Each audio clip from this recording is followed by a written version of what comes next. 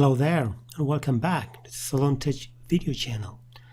Today we're going to look at how we go about selling EFT services. We had a previous video on how to set up EFT services and we touched briefly on how to sell it, but today we're going to specifically look at how we go about selling one once we have created it.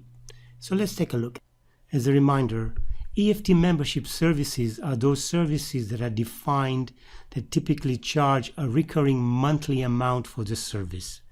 On a tanning side, for example, this would typically be an unlimited tanning package that charges a fixed amount every month on a customer's credit card.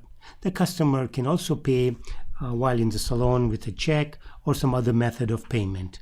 Most generally, a customer pays by credit card.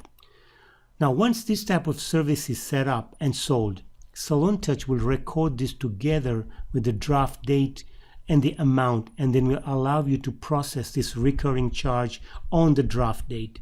Typically, by default, SalonTouch will pick the first of the month as the draft date.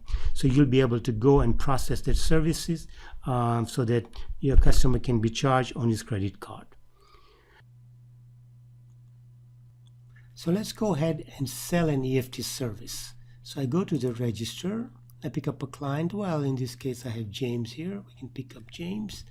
I'll go to service, I'll pick up the unlimited EFT service, and now it pops up a window. This window is asking me to capture securely the client's credit card information.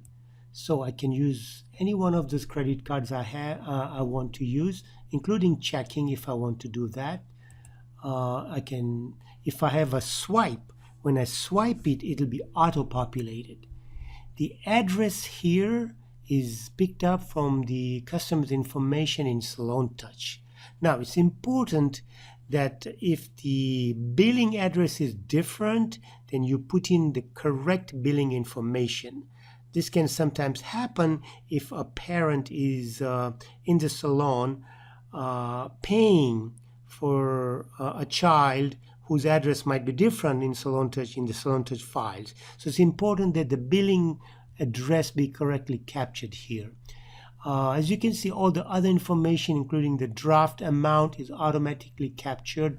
The draft date is set default in SalonTouch as the first of each month. You can change this information here if you want to. Now, in our case, for simplicity, I'm going to say it's checking. So I'm just going to put in a pseudo number here. It doesn't matter. The routing number, I'm just going to put in a pseudo number. And once I have done that, and this could have been a credit card, by the way, I would say save that information. It might ask me to print an EFT contract. If I want to, I would say yes. In my case, let's say I don't want to print it. Now it brings me to the register transaction screen.